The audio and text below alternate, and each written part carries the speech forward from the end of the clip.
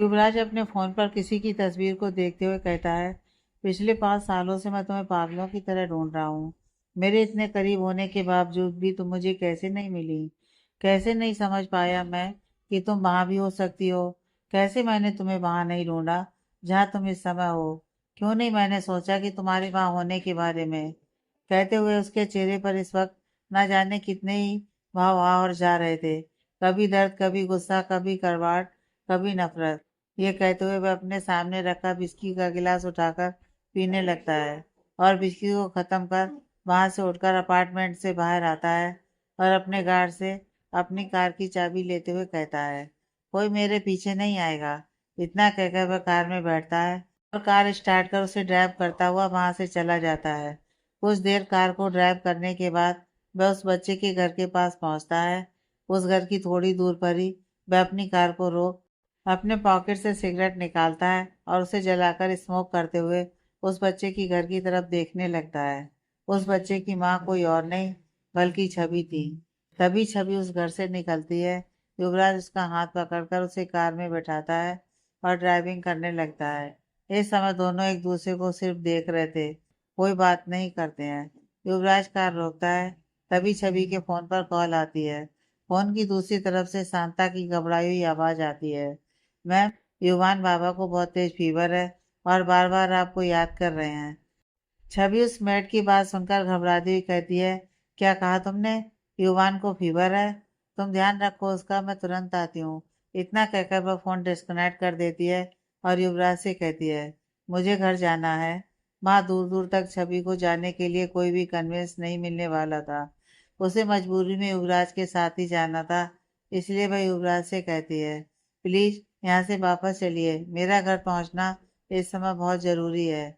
युवराज, जो अब तक फोन पर उसकी पूरी बात को सुन चुका था, लेकिन उसने दूसरी तरफ से मैड की बातें नहीं सुनी थी, वह छवि से कहता है, क्यों, बड़ी बेचैनी हो रही है घर पहुंचने के लिए? इतनी बेचैनी तो कभी तुम्हें मुझसे मिलने के लिए नहीं हुई। छवि कहती है, मुझे आपसे कोई भी फालतू बहस नहीं करनी, प्लीज मुझे ले चलिए यहाँ से। युवराज कहता है, नहीं लेकर जाने वाला तुम्हें, तड़पने दो उसे भी और तुम भी तड़पती रहो। बहुत तड़पा हूं मैं तुम्हारे लिए, अब तुम भी तो उस तड़प का मजा लो। युवराज की बात सुनकर छवि लगभग चीखते हुए युवराज से कहती है, मैंने कहा मुझे यहाँ से लेकर चलिए। इतना कहकर वह युवराज की शर्ट को पकड़कर रोने लगती है। उसे रोता हुआ देख युवराज के दिल में एक टीसी उठती है। वह छवि से कहता है, तुम अपना ये रोना बंद करो, चल रहा हूँ मैं। इतना कहकर वह खुद से छवि को अलग करता है और कार की तरफ बढ़ जाता है। छवि भी अब आकर कार में बैठती है। युवराज अब कार स्टार्ट कर ड्राइव करने लगता है। कुछ ही देर में छवि अपने घर के बाहर होती है। जैसे ही कार रुकती है, छवि लगभग दौड़ते हुए घर के अंदर जाती है। युवराज भी उसके पीछे पीछे जाता है, यह देखने के लिए कि छवि आखिर इतनी परेशान क्यों है। क्योंकि जिस समय छवि फोन पर बात कर रही थी, वह छवि से थोड़ी दूर खड़ा था और पूरी बात को अच्छी तरह से समझ नहीं पाया था। छवि जैसे ही अंदर आती है, वह देखती है उसका बेटा लगभग भागता हुआ उसके पास आने लगता है। क्योंकि कार के रुकने की आवाज को सुनकर उसे यह पता चल चुका था कि उसकी मम घर आ चुकी है। छवि जब उसे अपनी तरफ दौड़ते हुए देखती है तो वह उसे रुकने के लिए कहती है, मगर तभी वह सेंटर टेबल से टकराकर गिर जाता है और उस सेंटर टेबल के कोने से उसके माथे में काफी गहरी चोट आती है और खून निकलने लगता है। अपने बेटे के सिर से खून निकलता हुआ देख छवि तो जैसे पागल ही हो जाती है।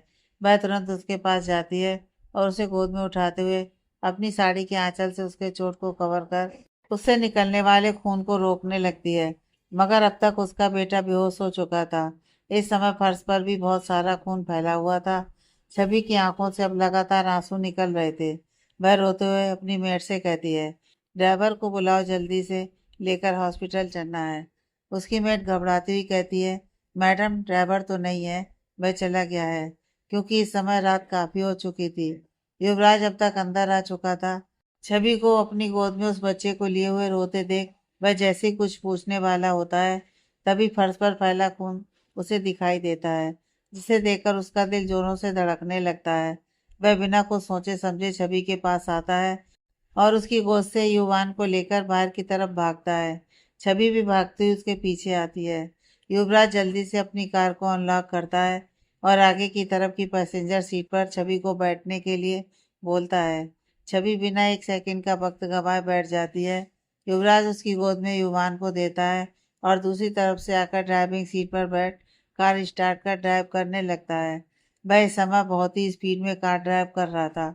उसे जल्द से जल्द हॉस्पिटल पहुंचना था। युवान की हालत उससे देखी नहीं जा रही थी। वह ड्राइव करता हुआ बार बार छवि की गोद में बेहोश युवान को देख रहा था।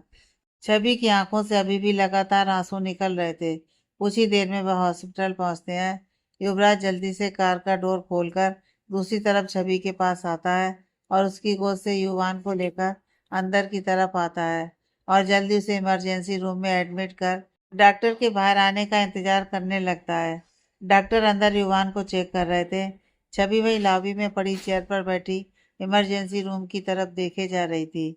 युवराज भी इधर उधर चहलकदमी कर रहा था। वह छवि को देखता है जिसकी पूरी साड़ी खून से भीगी हुई थी। छवि अभी भी रोई जा रही थी। वह छवि के पास आता है और कहता है, कुछ नहीं होगा उसे, वह ठीक हो जाएगा। तुम अब रोना बंद करो। तुम इस तरह से रोगी तो उसे कौन संभालेगा? बच्चा है वह अभी, जैसे ही होश में आएगा तुम्हें ही ढूंढेगा।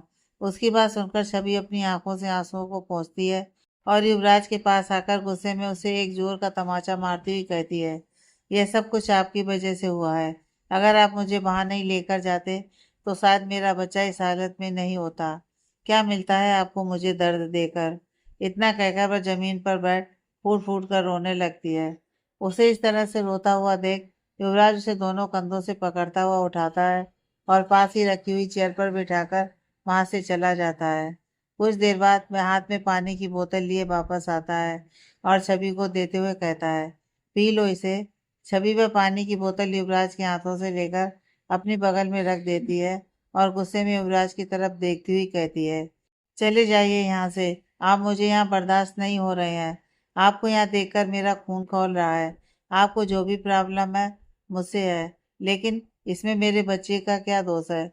उसे क्यों तकलीफ मिल रही है? अभी तक आप हमारी जिंदगी में नहीं थे। हमारी जिंदगी बहुत सुकून से बीत रही थी। हम खुश थे अपनी जिंदगी में, लेकिन जैसे ही आप आए, देख लीजिए ना आपने क्या कर दिया। आपकी वजह से आज मेरा बच्चा यहाँ है, इस हालत में है। इसलिए आप यहाँ से अभी के अभी चले जाइए। छवि के इस तरह की चुभती हुई बातों को सुनकर युवराज कहता है, चला जाऊंगा, एक बार डॉक्टर ये कंफर्म कर दे कि वह ठीक है तो फिर मैं यहाँ से चला जाऊंगा। तभी डॉक्टर इमरजेंसी रूम से बाहर आते हैं और युवराज से कहते हैं, आपके बेटे का बहुत ज़्यादा ब्लड लॉस हो चुका है, इसलिए हमें तुरंत ही उन्हें ब्लड चढ़ाना होगा। डॉक्टर की बात सुनकर युवराज घबराते हुए कहता है, डॉक्टर तो फिर आप बेड किस चीज़ का कर रहे हैं? चढ़ाइए उसे ब्लड। डॉक्टर कहते हैं, हमारे पास ओ पॉजिटिव ब्लड हमारे ब्लड बैंक में इस समय मौजूद नहीं है, इसलिए आप लोग ही ब्लड का इंतजाम कीजिए। उनकी बात सुनकर युवराज कहता है, डॉक्टर मेरा ब्लड ग्रुप ओ पॉजिटिव है, प्लीज़ आप मेरा ब्लड ले लीजिए। डॉक्टर कहते हैं, आप हमारे साथ आइए मिस्टर युवराज। युवराज तुरंत उनके साथ चला जाता है। छवि वहीं खड़ी उनकी बातें सुनती रहती है और युवराज को जाते हुए देखती है। इस वक्त उसकी आंखों में फिर से आंसू थे। कुछ देर बाद युवराज ब्लड देकर बाहर आता है। छवि अभी भी वहीं लॉबी में अपने सिर पर हाथ रखे हुए चेयर पर बैठी थी। उसके चेहरे से दर्द साफ झलक रहा था। बड़ी मुश्किल से उसने अपने आंसुओं को रोके रखा था। युवराज उसके पास आता है और कहता है, तुम्हारा बेटा बिल्कुल ठीक है। तुम चाहो तो अब उससे मिल सकती हो। अभी उसे फीवर है, इसलिए डॉक्टर उसे अभी यहीं रखेंगे। उसकी बात सुनकर छवि चेयर से उठती है और युवराज से पूछती है, क्या मैं उससे मिल सकता हूँ? युवराज कहता है, हाँ, बस कुछ ही देर में उसे रूम में शिफ्ट कर देंगे, फिर तुम उससे मिल सकती हो। इतना कहकर वह वहां से चला जाता है। कुछ ही देर में वह अपने हाथ में दो कॉफी का कप लिए आता है और एक कप छवि की तरफ बढ़ाते हुए कहता है, पी लो इसे, तुम्हें ठीक लगेगा। छवि कहती है, नहीं, जब तक मैं अपने बेटे से मिल नहीं लेती, उसे देख नहीं लेती, कुछ भी मेरे गले के नीचे नहीं उतरेगा। युवराज कहता है, कुछ ही देर में उसे होश आ जाएगा। तो क्या तुम ऐसे उससे मिलोगी? अपनी हालत तो देख लो। तुम्हें इस हालत में देखकर वह परेशान हो जाएगा। छवि को युवराज की बातें सही लगती हैं, क्योंकि इस समय सच में छवि की भी हालत बहुत खराब थी। इतना कहकर युवराज छवि की तरफ फिर से कॉफी का कप बढ़ाता है। छवि अब युवराज के हाथों से कॉफी का कप ले लेती है। कुछ ही देर में युवान को रूम में शिफ्ट कर दिया जाता है। छवि और युवराज युवान के पास आते हैं। युवान को देखकर छवि उसके पास बैठ उसका हाथ पकड़ रोते हुए अपने दूसरे हाथ को उसके माथे पर फिराती हुई कहती है, मेरा छोटा सा बच्चा कितनी तकलीफ में है इस समय। यह कहकर वह उसके हाथ को चूम लेती है। युवराज उसके पास आता है और कहता है, तुम भी आराम कर लो, बहुत थक गई हो। छवि नामे से हिलाते हुए कहती है, मैं ठीक हूँ। इतना कहकर वह फिर से युवान के सिर को सहलाने लगती है। युवराज को समझ में नहीं आ रहा था कि वह किस तरह से छवि को समझाए। छवि से कहता है, छवि तुम इसके पास लेटोगी तो इसे अच्छा लगेगा, यह भी सुकून से सो पाएगा। छवि अब सिर उठाकर युवराज की तरफ देखती है। युवराज फिर से कहता है, तुम लेट जाओ उसकी बगल में। छवि अब युवान की बगल में आकर लेट जाती है। बुखार अभी भी था युवान को, लेकिन पहले से कुछ कम हो गया था। छवि युवराज से कहती है, डॉक्टर कहाँ है, इसका बुखार अभी तक क्यों नहीं उतरा। युवराज कहता है, मेरी बात डॉक्टर से हो गई है, उन्होंने कहा है बुखार उतरने में थोड़ा वक्त लगेगा, कुछ ही घंटों में वो ठीक हो जाएगा। उसकी बात सुन छवि फिर से युवान की तरफ देखने लगती है। युवराज भी आकर उस रूम में रखे सोफे पर लेट जाता है और युवान और छवि को देखने लगता है। धीरे धीरे छवि भी सो जाती है। युवराज छवि और युवान को देखकर सोच रहा था, आखिर इसको इतनी चोट लगने के बाद भी छवि ने इस बच्चे के फादर को क्यों नहीं फोन किया। उसे तो इस वक्त यहाँ पर होना चाहिए था। इतनी देर से वह छवि के साथ ही था। उसने एक बार भी छवि के पास इस बच्चे के पिता का फोन ना ही आते हुए सुना और ना ही छवि ने उसे फोन करके युवान के बारे में ही कुछ बताया। ऐसा कैसे हो सकता है। आखिर वह इन दोनों को छोड़कर कहाँ पर है, और वह इंसान आखिर है कौन जिसके बारे में कुछ पता ही नहीं लग पा रहा है। यही सब सोचते हुए युवराज को भी नींद आ जाती है। सुबह युवराज की आंख खुलती है। छवि और युवान दोनों, छवि अभी भी सोए हुए थे। वह उठता है और उन दोनों को अच्छे से ब्लैंकेट से कवर कर रूम से बाहर निकल जाता है। अपनी कार लेकर वह छवि के घर पहुंचता है। वह डोरबेल बजाता है। मेड जाकर दरवाजा खोलती है। युवराज को देखकर वह मेड उसे पहचान जाती है और पूछती है, साहब युवान बाबा कैसे हैं। युवराज कहता है, वह अब ठीक है। मेड फिर पूछती है, साहब मैडम और बाबा घर कब तक आएंगे। युवराज कहता है, युवान की कंडीशन देखने के बाद आज डॉक्टर बताएंगे कि कब उसे डिस्चार्ज किया जा सकता है। इतना कहकर वह उससे कहता है, तुम युवान और छवि के कुछ कपड़े पैक कर दो। और मेड युवराज की बात सुनकर छवि और युवान के कपड़े लेने चली जाती है। कुछ देर में वह उनके कपड़े लेकर आती है और युवराज से कहती है, बहुत बहुत धन्यवाद साहब, कल रात आप नहीं होते तो न जाने मैडम को कितनी परेशानी उठानी पड़ती, न जाने वह कैसे अकेली युवान बाबा को लेकर हॉस्पिटल जाती। वह तो किसी से मदद भी नहीं लेती। न जाने कैसे उन्होंने आपसे कल रात मदद ले ली। आपका बहुत बहुत आभार साहब, जो मैडम और बाबा के साथ पूरी रात हॉस्पिटल में थे। वरना बाबा कितने भी बीमार क्यों ना हो, मैडम अकेली उन्हें लेकर डॉक्टर के पास जाती हैं। उस मेड की बात सुनकर युवराज हैरानी से उसकी तरफ देखते हुए पूछता है, क्यों विवान के डैड कहाँ है, क्या वे इनके साथ नहीं रहते। छवि अकेली क्यों जाती है। वह मेड कहती है, पता नहीं साहब, मैं तो इतने सालों से मैडम के साथ हूँ, लेकिन कभी भी किसी को नहीं देखा, ना कोई रिश्तेदार ना कोई जानने वाला। मैडम अकेले ही सब कुछ संभालती हैं। युवान बाबा के डैड को भी मैंने कभी नहीं देखा। उस मेड की बात सुनकर युवराज काफी हैरान होता है और फिर से उस मेड से पूछता है, तुम कितने सालों से यहाँ काम कर रही हो। वह मेड कहती है, साहब यही कोई 2-2.5 साल हो गए। युवराज फिर पूछता है, क्या इन सालों में कभी युवान के डैड उनसे मिलने नहीं आए। वह मेड कहती है, नहीं साहब, मैंने तो कभी नहीं देखा। युवराज फिर कहता है, क्या तुमने कभी छवि से उनके बारे में पूछा नहीं। वह मेड कहती है, साहब मैडम को उनके बारे में बात करना पसंद नहीं है, इसलिए कभी उनसे इन सब बारे में कोई बात नहीं करता। उस मेड की कई बातों के बारे में युवराज सोचने लगता है। वह मेड फिर कहती है, साहब मैं नाश्ता तैयार करती हूँ, आप थोड़ी देर और रुक जाइए। युवराज कहता है, नहीं, मैं रुक नहीं सकता, उनके उठने से पहले मुझे वहां पहुंचना होगा, नाश्ता मैं वहीं से मंगा लूंगा। इतना कहकर वह वहां से चला जाता है। कार ड्राइव करते हुए वह सोचता है, आखिर युवान के डैड के बारे में किसी को क्यों कुछ नहीं पता। कौन है युवान का डैड। यह सोचते हुए वह हॉस्पिटल पहुंच जाता है। छवि और युवान अभी भी सोए हुए थे। वह छवि के पास आता है और उसे जगाता है। छवि युवराज के जगाने से उठकर बेड पर बैठती है। युवराज के हाथों में इस समय चाय का कप था। वह छवि को चाय का कप थमाता है और कहता है, मैं तुम्हारे लिए कपड़े लेकर आया हूँ, चेंज कर लो। छवि हैरानी से युवराज की तरफ देखती हुई पूछती है, आप कपड़े लेकर आए हैं? युवराज कहता है, हाँ। छवि कहती है, तो क्या आप घर गए थे? युवराज कहता है, हाँ। और अब तुम जल्दी से चाय खत्म कर कपड़े चेंज कर लो, वरना तुम्हारा बेटा तुम्हें ऐसे कपड़ों में देखकर घबरा जाएगा। क्योंकि छवि के पूरे कपड़ों पर खून लगा हुआ था, जो अब तक सूख चुका था। छवि युवराज से कहती है, आपकी शर्ट भी गंदी हो गई है। युवराज कहता है, हाँ, मैंने रॉकी को फोन कर दिया है, कुछ ही देर में वह मेरे भी कपड़े लेकर आता हुआ। छवि कहती है, अब आप घर चले जाइए। युवराज गुस्से में छवि की तरफ देखते हुए कहता है, नहीं जाऊंगा, मैं तुम्हें ऐसे अकेले छोड़कर नहीं जा सकता मैं। छवि कहती है, आप क्यों यहाँ रुकेंगे? आपने पहले ही मेरी बहुत हेल्प कर चुके हैं, अब मैं आपका कोई और एहसान नहीं लेना चाहती। छवि की ऐसी बातें सुनकर युवराज कहता है, ठीक है, तुम इसके डैड को यहाँ बुला लो, मैं चला जाऊंगा। छवि युवराज की यह बात सुन हैरानी से उसकी तरफ देखने लगती है। उसके पास युवराज की इस बात का कोई जवाब ही नहीं था, इसलिए वह चुपचाप बेड से उठती है और अपने कपड़े लिए बाथरूम में चली जाती है। कुछ ही देर में डोर पर नॉक होता है। युवराज जाकर डोर खोलता है। सामने रॉकी हाथ में पैकेट लिए खड़ा था। वह युवराज से कहता है, बॉस, ये आपके कपड़े और ब्रेकफास्ट है। इसमें युवराज उसके हाथ से कपड़े ले अंदर आता है। रॉकी भी उसके पीछे पीछे आता है और युवान के चेहरे को देख थोड़ा सॉफ्ट हो जाता है। युवराज रॉकी से कहता है, रॉकी, तुम्हें आने में इतनी देर क्यों हो गई? रॉकी अभी भी युवान के चेहरे को बड़े गौर से देख रहा था। वह युवराज की बात नहीं सुनता। युवराज अब थोड़े गुस्से में रॉकी से कहता है, रॉकी, कहाँ है तुम्हारा ध्यान? क्या तुम्हें मेरी बात सुनाई नहीं दे रही? युवराज की गुस्से भरी आवाज़ सुनकर रॉकी का ध्यान युवराज की तरफ जाता है। वह हाथ बढ़ाते हुए युवराज से पूछता है, क्या कहा बॉस आपने?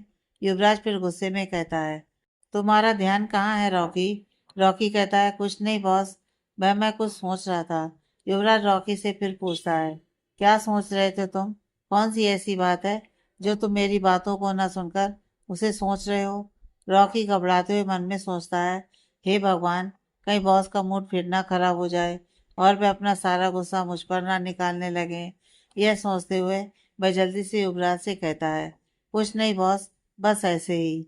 आप चेंज कर लीजिए, ब्रेकफास्ट भी ठंडा हो रहा है। वह अभी यही बोल रहा था कि तब तक बाथरूम का डोर खुलता है और छवि बाहर आती है। उसे देखकर रॉकी उसे ग्रीट करता है। छवि उसे देखकर बस अपना सिर हिला देती है। युवराज रॉकी के लाए हुए कपड़े लेकर बाथरूम में चला जाता है। कुछ देर बाद वह रेडी होकर बाहर आता है और छवि से कहता है, ब्रेकफास्ट लगाओ। छवि गुस्से में आंखें बड़ी करती हुई युवराज की तरफ देखती है। युवराज उसे इस तरह खुद की तरफ देखते हुए देख कहता है, ऐसे क्या देख रही हो? मैंने कहा ब्रेकफास्ट लगाओ, भूख लगी है मुझे। मैंने कल से कुछ नहीं खाया और तुमने भी कल रात कुछ नहीं खाया था। छवि कहती है, मुझे कोई भूख नहीं है। युवराज अपने मन में कहता है, ये तो मानने से रही। इतना कह वह खुद पैकेट से ब्रेकफास्ट निकाल टेबल पर रखने लगता है। रॉकी अब तक बाहर जा चुका था। युवराज ब्रेकफास्ट करते हुए छवि से कहता है, मत खाओ कुछ भी, तुम्हारा बेटा जब उठेगा तो मैं उसे बोल दूंगा कि तुम्हारी माँ ने तुम्हारी वजह से कल रात से कुछ भी नहीं खाया है। युवराज की बात सुनकर छवि गुस्से में कहती है, आप मेरे बेटे से कुछ भी नहीं कहेंगे, समझे आप? युवराज कहता है, कहूंगा, बिल्कुल कहूंगा। छवि अपने मन में सोचती है, इनका कोई ठिकाना नहीं है, ये कह भी सकते हैं और युवान ये जानेगा कि मैंने कल रात से कुछ नहीं खाया है तो उसे बहुत बुरा लगेगा। यह सोचकर छवि सोफे पर आकर बैठती है और ब्रेकफास्ट करने लगती है। कुछ देर बाद छवि युवान के सिर पर हाथ फेरते हुए भरी आवाज में कहती है, ये अब तक उठा क्यों नहीं? अब तक तो इसे उठ जाना चाहिए था। युवराज कहता है, दवाइयों के असर की वजह से ये अभी तक सो रहा है और इसके लिए अच्छा ही है। ये जितना ही सोएगा उतनी जल्दी ठीक होगा। इसके लिए इस समय रेस्ट करना बहुत जरूरी है। युवराज की बात सुनकर छवि फिर से युवान की तरफ देखने लगती है। युवराज भी अब युवान के बेड के किनारे आकर बैठ जाता है और छवि के चेहरे की तरफ देखते हुए कहता है, छवि। छवि युवराज की बात सुनकर हैरानी से उसकी तरफ देखती है और कहती है, ये क्या कह रहे हैं आप? युवराज कहता है, बात हो चुकी है, तुम्हें यूनिवर्सिटी जाने की ज़रूरत नहीं है। तुम अपने बच्चे के पास रहो, इतना कहकर वह वहां से चला जाता है। छवि उसे जाता हुआ देखकर अपने मन में कहती है, दर्द भी आप ही देते हैं और उस पर मरहम भी आप ही लगाते हैं। क्यों करते हैं ऐसा आप? ये कहते हुए वह रोने लगती है और अपने सिर को बेड पर झुका लेती है। युवराज बाहर आता है और लॉबी में विंडो के पास खड़ा हो सिगरेट निकाल स्मोक करने लगता है। उसे छवि की मांग में लगा हुआ सिंदूर, माथे पर लगी हुई बिंदी और गले में पहना हुआ मंगलसूत्र खटक रहा था। वह बार बार उसके इस सिंदूर और मंगलसूत्र को देखकर गुस्सा आ रहा था।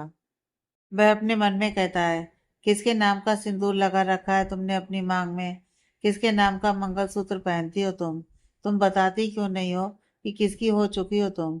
ये कहते हुए वह गुस्से में अपनी मुट्ठियों को बंद करता है और अपनी आंखें भी साथ में बंद कर लेता है। कुछ देर बाद वह रूम में आता है तो देखता है युवान उठ चुका है और छवि उसे अपनी गोद में लेकर बेड पर बैठी हुई उससे बातें कर रही है। युवराज को अंदर आते हुए देख युवान युवराज की तरफ देखते हुए छवि से पूछता है, मॉम वह कौन है? छवि कुछ कहती इससे पहले युवराज उसके पास आता है और कहता है, हेलो युवान, अब कैसा लग रहा है तुम्हें? क्या तुम ठीक हो? युवान हाँ में सिर हिलाता है। युवान फिर सवालिया नजरों से अपनी माँ की तरफ देखने लगता है। युवराज बड़े ध्यान से युवान को देख रहा था। न जाने क्यों युवान को देखकर उसका मन हो रहा था कि वह युवान को अपनी गोद में उठा ले और उसे ढेर सारा प्यार करे। उसके हाथ अपने आप ही युवान की तरफ उसे गोद में लेने के लिए बढ़ जाते हैं। युवान भी युवराज की गोद में लपक जाता है। युवराज के चेहरे पर अब स्माइल आ जाती है। वह युवान को अपनी गोद में लेकर उसके माथे पर किस करता है और कहता है, कैसे हो चैम? युवान कहता है, सिर में यहाँ बहुत दर्द हो रहा है। अपने हाथ से इशारा करते हुए बताता है। उसकी बात को सुनकर युवराज उसके माथे पर चोट वाली जगह पर किस करता है, जिसे महसूस कर युवान के चेहरे पर स्माइल आ जाती है। युवराज फिर पूछता है, आप ठीक है? युवान हाँ में सिर हिलाता है। इन दोनों को इस तरह से देख छवि हैरान होती है। वह सोचने लगती है, युवान तो किसी अजनबी से बात तक नहीं करता और युवराज को देखकर वह उसकी गोद में कैसे चला गया और उसे इस तरह से बात कर रहा है जैसे उसे कब से जानता है। रात का वक्त छवि और युवान सो रहे थे। युवराज बाहर लॉबी में विंडो के पास खड़ा स्मोक कर रहा था। यह पूरा एरिया वीआईपी था। इधर किसी का आना जाना अलाउड नहीं था। बस इस एरिया के एंट्रेंस पर युवराज के गार्ड खड़े थे। तभी रॉकी युवराज के पास आता है। युवराज रॉकी को देखकर पूछता है, कुछ पता चला? रॉकी कहता है, नहीं बॉस, कुछ भी पता नहीं चल पा रहा है। युवराज गुस्से में उसकी तरफ देखते हुए कहता है, क्या कर रहे हो तुम लोग? एक छोटी सी बात अभी तक तुम लोगों को पता नहीं लग पाई? क्या तुम लोगों को आराम करने के लिए पैसे देता हूँ मैं? अगर तुमसे ये काम नहीं हो रहा तो रिजाइन कर दो और जाओ यहाँ से। युवराज को इस तरह से गुस्से में देख रॉकी डरते हुए युवराज से कहता है, बॉस एक बात बोलूं? युवराज गुस्से में रॉकी की तरफ देखते हुए कहता है, ये क्या बेवकूफ़ों की तरह सवाल कर रहे हो? बोलो जो बोलना है। रॉकी कहता है, बॉस क्या आपने कभी ध्यान से युवान बाबा के चेहरे की तरफ देखा है? रॉकी का सवाल सुन युवराज रॉकी की तरफ देखते हुए कहता है, क्या मतलब है तुम्हारे कहने का? कई बार देखा है, लेकिन तुम ये बात क्यों पूछ रहे हो? रॉकी कहता है, बस वह जब आपकी गोद में थे तो मैं भी रूम में ही था। इतना कहकर वह चुप हो जाता है। उसे चुप होता हुआ देख युवराज फिर कहता है, अब बताओ भी आगे, या ऐसे बेवकूफ़ी का पुतला बने खड़े रहोगे? रॉकी आगे कहता है, बॉस अगर मेरी बात बुरी लगे तो प्लीज़ सॉरी, लेकिन मुझे यह बात आपसे कहना जरूरी लग रही है। युवराज अब गुस्से में रॉकी से कहता है, अब बताओगे भी या मेरे थप्पड़ के बाद ही कुछ बोलोगे? रॉकी कहता है, बॉस युवान बाबा का चेहरा आपसे काफ़ी मिलता है। उनके बात करने का तरीका और बाकी काफ़ी चीज़ें आपसे मिलती हैं। युवान रॉकी की बात सुन शॉक्ड हो जाता है और रॉकी को वहां से जाने के लिए कहता है। रॉकी के जाने के बाद वह कुछ देर ऐसे ही खड़ा रहता है। उसका शरीर अब कांपता सा महसूस होता है तो वह लॉबी में पड़ी चेयर के पास आ जाता है और चेयर को अपने कांपते हुए हाथों से थामते हुए चेयर पर बैठ जाता है और रॉकी की कई बातों को सोचने लगता है। उसे वह 5 साल पहले छवि के साथ बिताई हुई रात याद आती है। वह अपने माथे पर उंगली फेरते हुए कहता है, मैंने इस बारे में पहले क्यों नहीं सोचा? क्या युवान मेरा बेटा है? क्या वह मेरा अंश है? क्या रॉकी सच कह रहा था कि वह मेरी तरह दिखता है? मैं क्यों नहीं समझ पाया इस बात को? क्यों नहीं समझ पाया कि छवि की मांग में मेरे नाम का सिंदूर है? उसके गले में मेरे नाम का मंगलसूत्र है, उसकी गोद में मेरा बच्चा है, मेरा, हाँ मेरा युवान मेरा है। क्यों नहीं समझ पाया मैं, कैसे नहीं जान पाया मैं कि छवि मेरे सिवा किसी की हो ही नहीं सकती। इतने दिनों से मैं युवान के फादर को ढूंढ रहा हूँ, लेकिन ये नहीं समझ पाया कि क्यों उसके फादर के बारे में मुझे पता नहीं चल पा रहा है। क्यों नहीं समझ पाया मैं, क्यों, क्यों। ये कहते हुए वह अपना हाथ चेयर के हैंडल पर बार बार मारता है। इस समय उसकी आंखों में आंसू भरे हुए थे। कुछ देर बाद वह अपने आप को संभालता है और चेयर से उठकर उस रूम में आता है जहाँ छवि और युवान सोए हुए थे। वह छवि के पास आकर उसे जगाते हुए कहता है, छवि उठो। उसकी आवाज पर छवि जब नहीं उठती तो वह छवि की बाहों को पकड़कर हिलाते हुए कहता है, छवि उठो।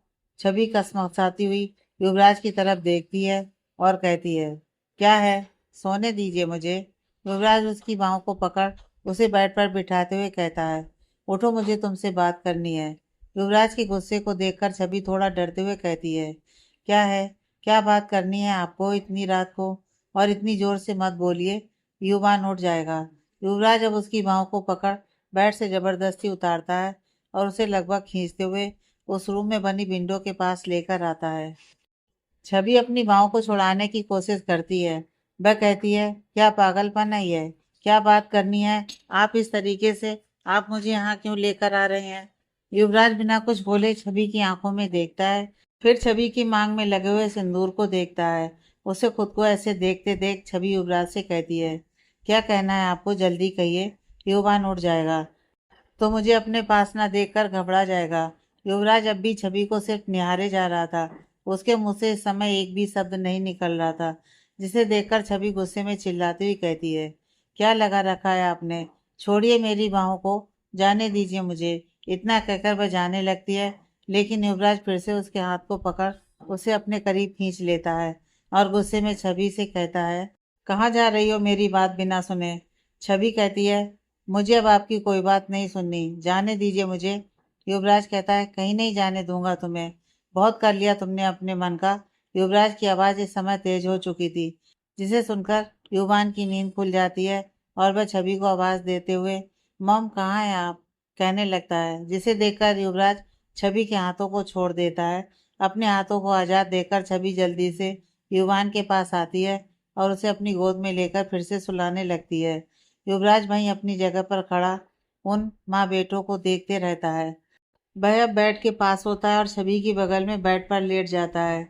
वह हॉस्पिटल के वीआईपी रूम का बेड था, जो काफी बड़ा था। उस पर वह तीनों आराम से सो सकते थे। उसे अपनी बगल में युवराज को लेटे हुए देख छवि गुस्से और हैरानी से युवराज की तरफ देखती है और गुस्से में युवराज से कहती है, क्या कर रहे हैं। युवराज कहता है, सोने की कोशिश कर रहा हूँ, और क्या कर रहा हूँ, क्या तुम्हें दिखाई नहीं देता। छवि कहती है, हाँ ठीक है, लेकिन आप उस सोफे पर जाकर सोइए, यहाँ नहीं। युवराज कहता है, नहीं, मुझे सोफे पर ढंग से नींद नहीं आती, मैं यहीं सो लूंगा। छवि कहती है, ठीक है, फिर आप सोइए, मैं और युवान यहाँ से जा रहे हैं।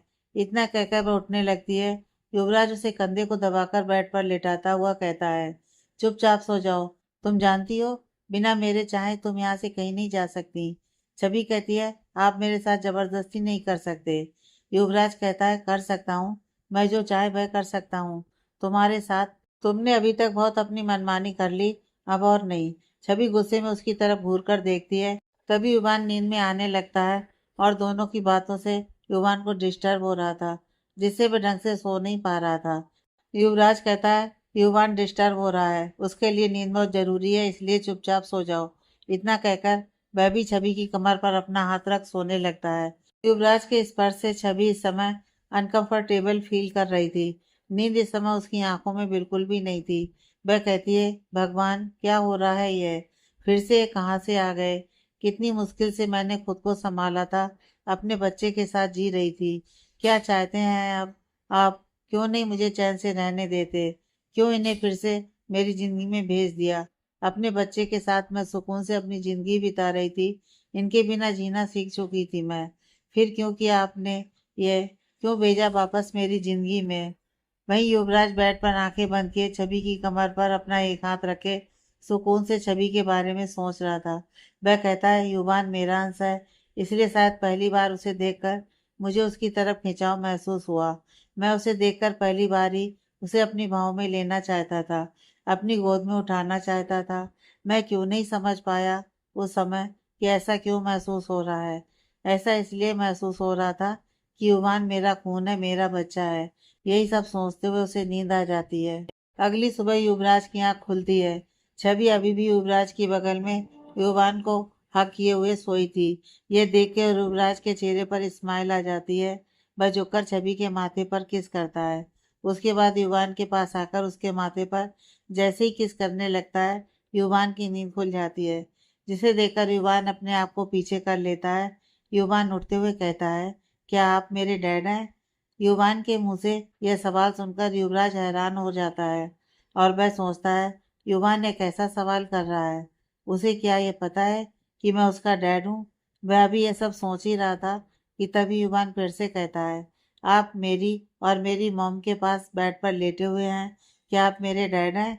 युवान की बातों से अब युवराज को समझ में आता है कि शायद उसने देखा होगा पेरेंट्स को अपने बच्चे के साथ बेड पर सोते हुए, इस वजह से वह ऐसा सवाल कर रहा है। वह अब बेड से उठकर युवान के पास आता है और उसे अपनी गोद में उठाते हुए कहता है, गुड मॉर्निंग जान, अब तुम्हें कैसा फील हो रहा है? युवान कहता है, मैं स्ट्रांग बॉय हूँ, मुझे इतनी सी चोट से कुछ नहीं होता, मुझे इससे भी ज़्यादा चोट लग जाती है और मैं रोता भी नहीं हूँ। युवान के मुंह से ये प्यारी बातें सुनकर युवराज उसके माथे पर फिर से किस करता है। युवान अपने माथे को साफ करते हुए कहता है, ये क्यों बार बार आप मुझे किस कर रहे हैं? क्या मैं कोई गर्ल हूँ? युवान की इस बात से युवराज की आंखें बड़ी हो जाती हैं। वह अपने मन में सोचता है, छवि तुमने क्या क्या इसे बता रखा है। तभी युवान फिर कहता है, मुझे बाथरूम जाना है, प्लीज मुझे लेकर चलिए। युवराज अब युवान को बाथरूम लेकर जाता है। बाथरूम में युवान फ्रेश होते हुए युवराज से कहता है, मम मुझे बाथरूम लेकर आती हैं तो मुझे बहुत बुरा लगता था। मैं हमेशा से चाहता था कि मेरे डैड मुझे बाथरूम लेकर आए। युवान की बात सुनते ही युवराज कहता है, क्यों, तुम्हें मम्मा के साथ बाथरूम आना क्यों अच्छा नहीं लगता? क्यों मन करता है? मैं एक बॉय हूँ और मम्मा एक गर्ल, इसलिए गर्ल के साथ में कंप्यूट, इसलिए मैं हमेशा से अपने डैड के साथ ही बाथरूम जाना चाहता था। फिर वह कुछ सोचते हुए युवराज से पूछता है, क्या आप मेरे डैड हो? युवान की बात सुन युवराज अपने मन में सोचने लगता है, क्या इसे अपने डैड के बारे में कुछ भी नहीं पता? क्या छवि ने इसे मेरे बारे में अभी तक एक भी बात नहीं बताई? उसे कुछ सोचता हुआ देख युवान फिर कहता है, आप क्या सोचने लगे, मुझे बताइए, क्या आप मेरे डैड हैं?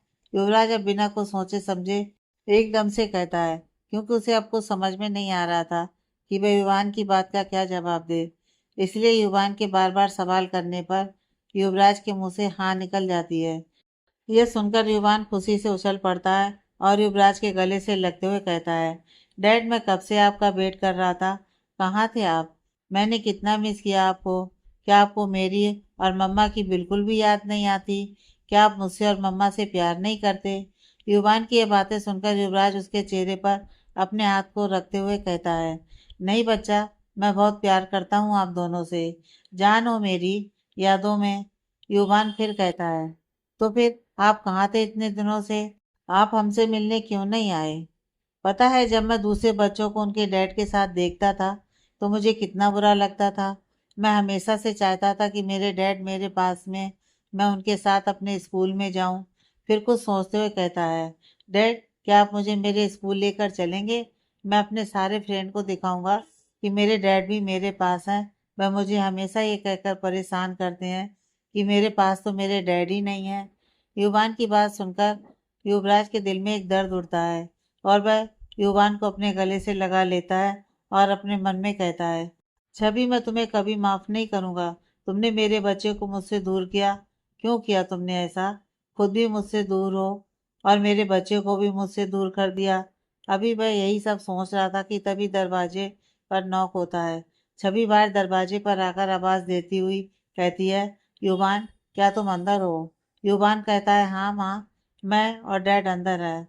उसकी यह बात सुन छवि हैरान हो जाती है। वह सोचती है, क्या युवान युवराज को डैड बोल रहा है? तभी दरवाजा खुलता है। युवराज युवान को लेकर बाथरूम से बाहर आता है।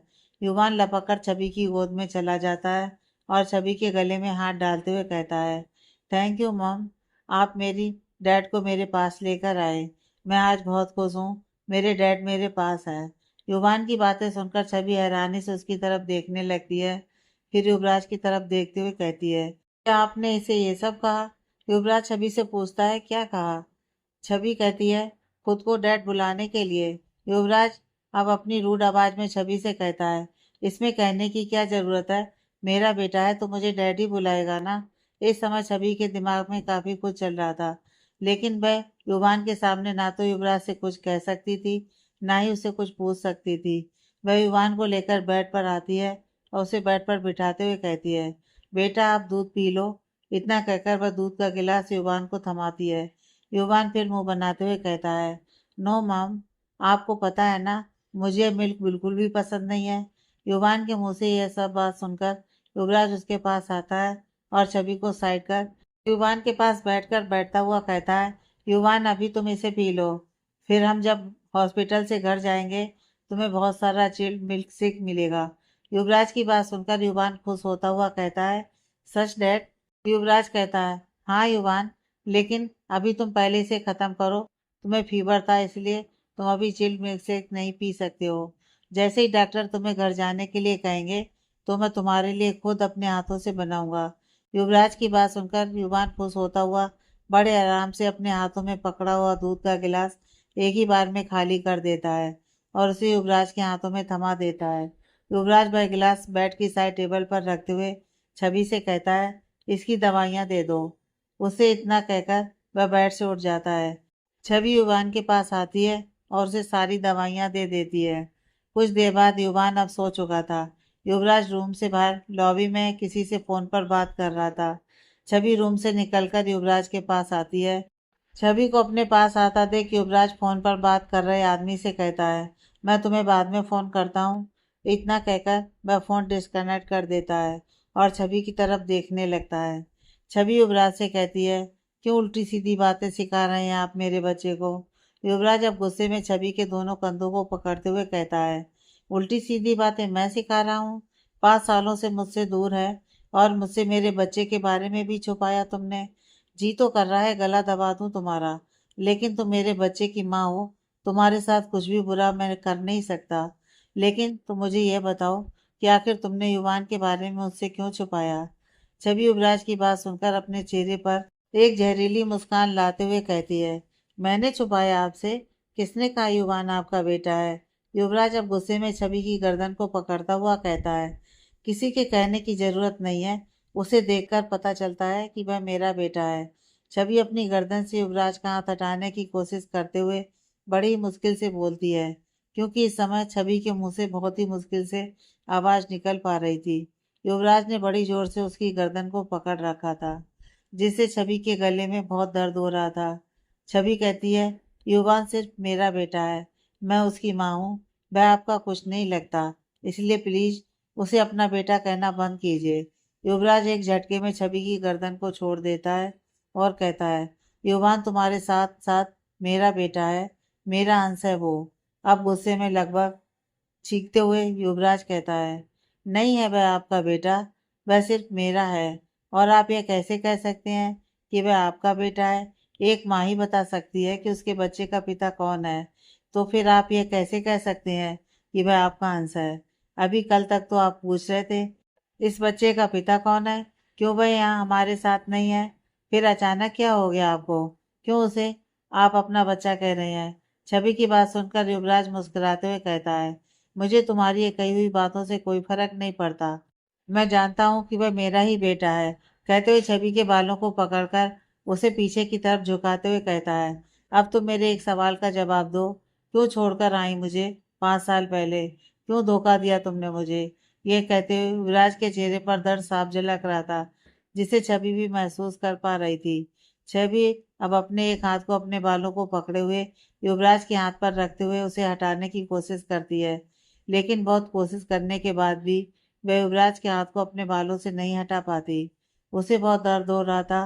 वह कहती है, मुझे दर्द हो रहा है, छोड़िए मुझे। युवराज उसके चेहरे पर आए हुए दर्द को देखकर उसके बालों को छोड़ देता है। छवि कहती है, क्यों हैं आप यहाँ?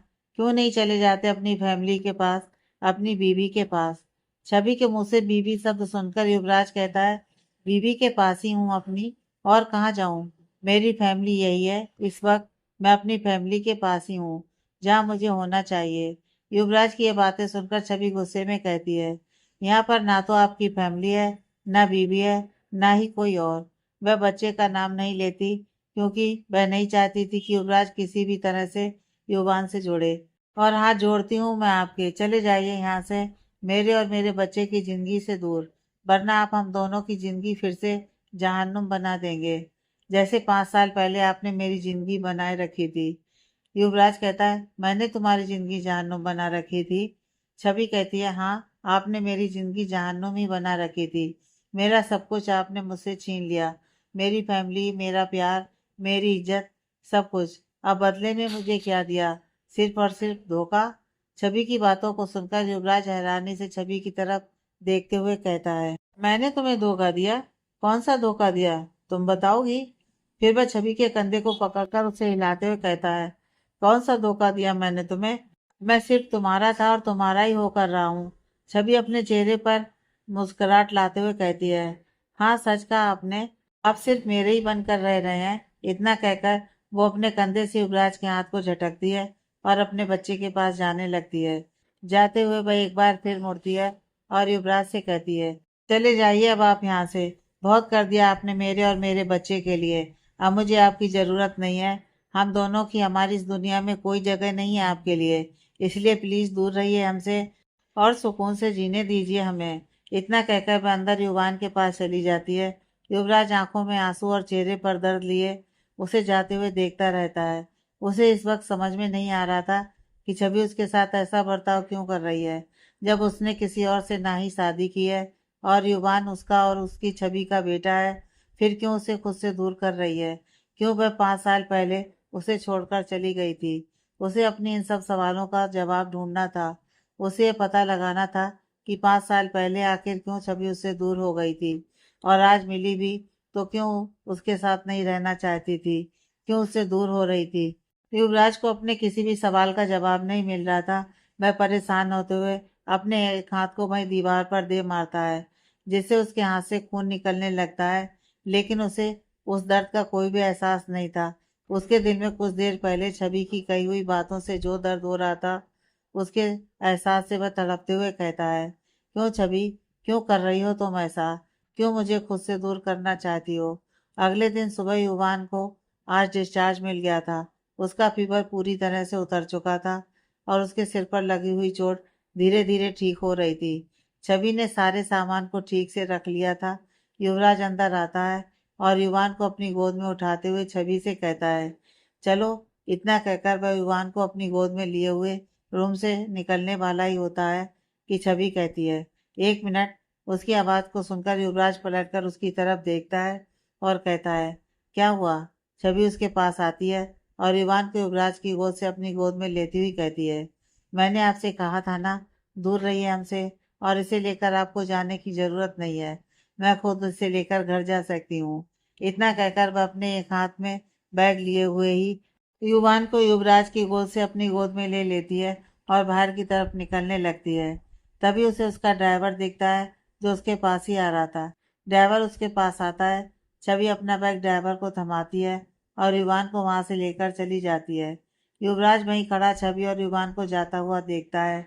वह चाहता तो जबरदस्ती छवि की गोद से युवान को ले सकता था, लेकिन वह युवान के सामने किसी भी तरह की जबरदस्ती नहीं करना चाहता था। इसलिए वह शांत खड़ा उन्हें जाते हुए देखता रहता है। 2 दिन बाद युवराज अपने रूम की बालकनी में बैठे बड़ी बेचैनी से स्मोक किए जा रहा था। पिछले 2 दिनों से वह युवान और छवि से नहीं मिला था। वह गुस्से में अपने हाथ में पकड़ी हुई सिगरेट को जमीन पर फेंकता है और खड़े होकर उसे पैर से मसलते हुए बुझाकर कहता है, बहुत हो गया छवि, अब मैं तुम्हारी कोई भी बात नहीं सुनने वाला। मैं तुमसे और अपने बच्चे से अब एक भी मिनट दूर नहीं रह सकता। इतना कहकर वह अपने अपार्टमेंट से बाहर निकल जाता है। अपनी कार को ड्राइव करता हुआ वह छवि के घर के बाहर पहुंचता है और कार से उतरकर छवि के घर के बाहर खड़ा हो डोरबेल बजाता है। डोरबेल की आवाज़ सुनकर छवि की मेड गेट खोलती है। सामने युवराज को देखकर उसे अंदर आने के लिए बोलती है। युवराज अंदर आता है। वह मेड कहती है, साहब आप बैठिए, मैं मैम को बुलाकर ले आती हूँ। युवराज कहता है, नहीं तुम रहने दो, बस इतना बता दो उसका कमरा किधर है, मैं खुद जाकर मिल लूंगा। मैं हैरानी से युवराज की तरफ देखती हुई कहती है, लेकिन साहब आप मैडम के कमरे में कैसे जा सकते हैं? युवराज अभी कुछ कहता उससे पहले ही छवि वहां आ जाती है। वह देखती है युवराज इस समय बहुत ही गुस्से में मैट को देख रहा था। युवराज उस मैट को गुस्से में कुछ कह ना दे, इस वजह से छवि मैट से पूछती है, शांता क्या तुम्हारा काम खत्म हो गया है? मैट कहती है, जी मैडम, जी मेरा सारा काम खत्म हो गया है। छवि कहती है, ठीक है, तुम अब अपने घर जा सकती हो। छवि की बात सुनकर वह मैट वहां से चली जाती है। छवि डोर लॉक करती है और युवराज की तरफ मुड़कर पूछती है, क्यों आप आए हैं यहाँ? मैंने आपको यहाँ आने से मना किया था। युवराज छवि के पास आता है और उसकी कमर में हाथ डालकर उसे करीब खींचते हुए कहता है, मुझे तुमसे और अपने बच्चे से मिलने के लिए तुम्हारी परमिशन की जरूरत नहीं है। छवि कहती है, कितनी बार कहूँ, वह आपका बच्चा नहीं है। युवराज को छवि की यह बात सुनकर फिर से गुस्सा आ जाता है और वह छवि की गर्दन को पकड़ते हुए कहता है, दोबारा अगर तुमने यह बात कही तो मैं यह भूल जाऊंगा कि तुम मेरी बीवी और मेरे बच्चे की माँ हो। तो अगली बार यह शब्द कहने से पहले हजारों बार सोच लेना। इतना कहकर वह छवि की गर्दन को छोड़ देता है और उससे पूछता है, युवान कहाँ है? छवि वहीं खड़ी रहती है। युवराज उसे कुछ न बोलते हुए देख कहता है, मैं खुद ढूंढ लूंगा। इतना कहकर वह अंदर की तरफ जाता है। घर बहुत बड़ा नहीं था, इसलिए कुछ कमरों में देखने के बाद उसे छवि का कमरा मिल जाता है, जिसमें बेड पर युवान इस समय गहरी नींद में सो रहा था। वह युवान के पास जाता है और बेड पर बैठते हुए उसके सिर को सहलाकर उसके माथे पर किस करता है।